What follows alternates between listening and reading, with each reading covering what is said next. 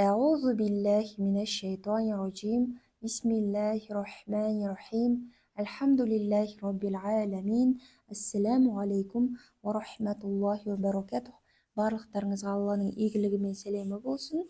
Бүгін Алла қаласа мәт ережелерін өтетін боламыз. Алла жеңілдік пен сондай хайыр берекелерімізді арттырып қойсын. Мен сіздерге жеңіл түсіндіруімді және сіздердің осы білімді жеңіл қабылдап жүректеріңізге көркем түрде баруын Алла нәсіп етсін. Бүгін мәт әріптерін өтеміз. Мәт әріптері яғни әлиф, яй, уәу әріптері өткен сабақтарда өттік. Яғни мәттің түрлерімен танысамыз. Мәттің түрлері мәт табиғи және мәт ғойри табиғи болып екіге бөлінеді. Мәт табиғи дегеніміз өткендегі екі әрекетке созылатын әріптер, қысқа мәт созу. Ол әріптерге әлиф, яй, уәу әріптері жатады. Екінші, осы мәт табиғидың түріне мәттің жасырын түрін кіргізуге болады. Яғни мына жерде сіздер көрсеңіздер болады, 43-ші бетті ашыңыздар. Мәт әріптерінің жасырын түрі, яғни кейбір жағдайларда мәт әріптері жазылмай, егерде олар бар екенін білдіру мақсатта әлиф әріпінің орнына жоғары жағында үтір, я болмаса бір тік сызықша болып келеді. Осыны біз мәт әріпі деп атаймыз және оны екі әрекетке созамыз. Екінші жағдайда тамшы хә әріпінен кейін тамшы хә әріпі ол сөздің аяғында болса және оның әрекеті даммалы болатын болса, онда біз оны екі әрекетке созып оқимыз. Мысал үшін сіздерге мына жақта мысал қалдырдым. Жасырын мәтте рахман. Негізі Құранда өте көп келеді жасырын мәт. Рахман, иләх, китабун, хәзә, зәликә, ләкум, таха, исхақу, харуна. Мына жерде хәніді созады екенбіз. Және үшінші жағдай, егерде сөз кәсіралы хи әріпімен аяқталса және ол әріптің алдында әріп кәсіралы болатын болса, онда біз хи әріпін екіге созып оқимыз. Хәзихи, хәзихи. Осылай сөз аяқталса дейді. Жалпы жасырын мәт дегеніміз осы. Сіздер жасырын мәттен құрандарыңызды ашыңыздар және ол жерден 5 мысалды тауып, көшіріп, сол сөздерді маған оқып жібересіздер. Мына жерде мысал көрсеңіздер өте көп Құранда. Халидуна. Мына жерде жасырын мәт келіп тұр. Көрдіңіздер ғой? Дәл осылай іздеп тауып, көшіріп жазасыздар. Енді мәт ғойри табиғиға мәт муттасыл, мунфасыл, ләзім, әрид және лин түрлері жатады. 5 түрін Алла қаласа бүгін Алланың жәрдемімен сіздерге түсіндіретін боламыз. Мәт муттасыл дегеніміз, егерде бір сөздің ішінде әлиф, яй және уәу мәт әріптерінен кейін осылардан кейін хәмза, яғни әлиф әріпі келсе, онда мәт әріптері 4-5-ке созылады. 4-5-ке созылады және ол әріптердің жоғары жағында мынандай белгісі болады. 4-5-ке қалай созамыз дегенде, келесі бетті ашсаңыздар, мәт муттасылдың мысалы бар. Мына жерде міне көріңіздер. Сәә. Енді санаймыз. 4-5-ке қалай созамыз біз? 4-5 әрекетке. Сәә. 4-ке создық. 5-ке созатын болсақ, сәә. Осылай созып, келесі сөзді оқимыз. Сәә, шәә, жәә, уләике, сәуәун, сәилун, я әйюһә, исраилу, حبراء حبرائل إيلو ميكائيل جيء يجيء يسيء مسيء وضوء. Иә, осылай оқиды екенбіз. Келесі мәт мунфасыл дегеніміз келесі сөздің басында. Бұл мәт муттасыл, ол бір сөздің ішінде келді. Енді мәт муттасыл дегеніміз ол осы үш әріп келесі бірінші сөздің соңында келсе, келесі сөздің бірінші әріпі әлиф яки хәмза болса, онда дәл осылай 4-5-ке созады екенбіз. Белгісі де дәл осы белгі екен. Келесі мысалдарын қараңыздар және менімен бірге оқыңыздар. Инни әхофу Инни әхофу тубу илаллах إذا أراد شيئا لا إله بما أنزل إنما أمره. Келесі мәт ләзім дегеніміз не? Жалпы мәт ләзім дегеніміз мәт әріптерінен кейін әріп сукун әріпмен, я болмаса шаддалы әріппен келетін болса, әлиф, яй, уәу әріптерінен кейін, осы үш мәт әріпінен кейін әріптің әрекеті сукун немесе шаддалы болып келсе, онда мәт әріптері 6 әрекетке созылады екен. Және олардың жоғары жағында мынадай белгісі болады. Ол Алланың бізге берілген жеңілдігі. Шаддалы дегеніміз, яғни тәшдид. Өткен сабақта ашқанбыз. Егер р-ның жоғары жағында шадда келсе, онда ол әріп қандай дедік? Р қосамыз, сукунды р қосамыз, қандай да бір әрекетті р. Сондықтан да бірінші әріпі бұл жерде де сукун болғандықтан, онда линге жатады, мәт ләзімға жатады. Міндетті түрде 6-ға әрекетке созу керекпіз. Белгісі жаңағы ирелік белгі. Мына жерде көрініп тұр: әлиф, ләм, мим, кәффәтән, доллин,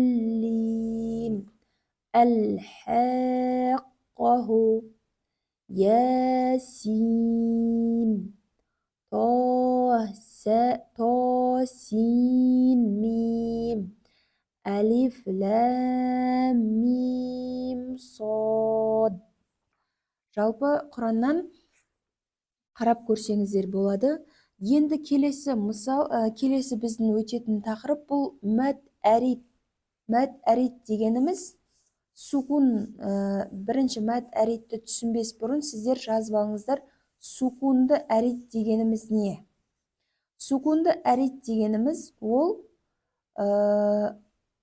қандай да бір аяттың соңында әрекетпен келген болса да, біз оны сукун етуді әріп, мысал үшін ро әріпі қандай бір әрекетпен келсе, бірақ біз оны өзіміз қолдан сукун еткенімізді мәт әрит деп атайды. Ол қалай дегенде, сіздер Фатиха сүресін ашыңыздар. Ол жерде ең бірінші бетінде жазылып тұр: Әлхамдулиллахи роббил аламина деп тұр. Бірақ біз осыны аламин деп тоқтатамыз. Неге? Өйткені аят бітті, сөйлем бітті. Сондықтан біз мынаны өзіміз қолдан не істедік? Сукун еттік. Сондықтан да оны, осы сукун еткенімізді не деп айтады екенбіз? Сукун әрит деп атайды екенбіз. Және Сукун әрит деген түсінікті болса, әсілінде әріп өзінің әрекеттерімен болса да, біз оны қолдан сукун еткенімізге байланысты ол әрит деп аталады. Енді мәт әрит дегеніміз аяттың соңындағы жасанды сукун, жасалып оқылған әріптің алдындағы мәтті мәт әрит деп атаймыз. Түсінікті болды ма? Яғни біз өзіміз аяттарды оқыған кезде аяттың соңында келеді көбінде. Ол мәт әритті 2, 4, 5, 6, 2, 4-ке не болмаса 6-ға созуға болады. Және де біз Құранды оқып келе жатқан кезде сіздерге түсінікті болу үшін дем жетіспей қалатын болса, онда біз мәтті аятты үзуге тура келеді. Ұзын аяттар келген кезде тоқтауға тура келеді. Сол кезде егер де біз тоқтаған кезде ол жерде мәт әрпі болатын болса, мәт әрпін мысал үшін кәфилә, мысалы мына жерде тәнуин емес кәфилә, кәдімгі болғанда кәфил деп мынау яй әрпін мәтті біз сол 2, 4, 6-ға созып тоқтаймыз. Бұл жерде уақыф дегеніміз сол жаңадегі ауа жетіспей қалған кездегі өзіміз тоқтайтын уақыттарды уақыф деп аталады. Ендігі келесі дәрістерде Алла қаласа түсінеміз оны. Қазірше мәт әрит дегеніміз осы аяттың соңында сіздер жақсылап жаттап алыңыздаршы осыны. Аяттың соңында өзіміз қолдан жасалған, мына жерде мысалы үшін Фатиха сүресі ең қысқа өзіміздің күнделікті оқитын сүрелерімізде Мәлики яумиддини деп тұр. Аят біткен үшін біз оны сукун жасаймыз. Яумиддин. Осы жердегі яй әріп бұл мәт әріпі. Осы мәтті мәт әрит деп атайды екенбіз. Осы мәтті біз 2, 4, 6 әрекетке созады екенбіз. Осы ереже сіздерге түсіндіргім келгені. Келесі оның мысалдарын оқиық. Я'мәлун, сәфилин,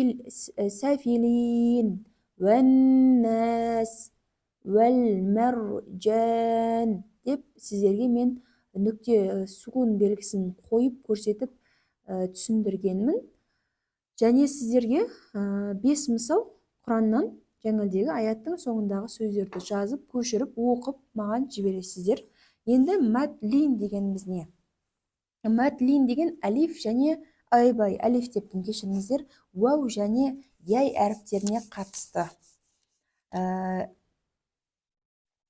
Бізде яй сукунмен және уәу әріпі сукунмен. Осы әріптің алдындағы әріп фатхалы болса, лин әріпі деп аталады. Осы екі әріп лин әріпі деп аталады екен. Осы екі әріптің алдындағы әрекеті фатхалы бір әріп келетін болса, лин әріпі болады екен. Және жаңалдегі түсіндірген бойынша, осы лин әріпінен кейін біз әрит жасайтын болсақ, яғни қолдан өзіміз келесі әріпті фатхалы, даммалы, болмаса касралы болатын болса, осы үшеуін біз өзіміз қолдан не істесек, сукун жасайтын болсақ, онда мына екі әріп бізде қанша? 4, 5, 4-ке 6-ға, 4, 2-ге 6-ға созылады. 4, 6-ға және 2 әрекетке созылады және созылып тоқтаймыз. Бұл яй мен у, яғни уау әріптеріне қатысты. Бізде бұл ережеге байланысты өзіміз көп жаттайтын 30-шы парадағы жеңіл сүрелердің бірі Құрайш сүресін ашсаңыздар, бұл жерде құро яй әрпінің жоғары жағында сукун белгісі бар. Келесі әріп тануинмен келді. Тануинді біз сукун етіп тоқтаймыз, әрит жасаймыз. Сондықтан мынау яй әріпін не істейміз? 2, 4, 6-ға созаймыз. Ли иләфи Құрайш деп созып тоқтайды екенбіз. Мәтлиннің келесі бетте мысалдарын оқимыз, қараңыздар. Әу деп тоқтауға болады. Болмаса сәуф деп созамыз. Мына жерде көрінбей жатыр ма сіздерге?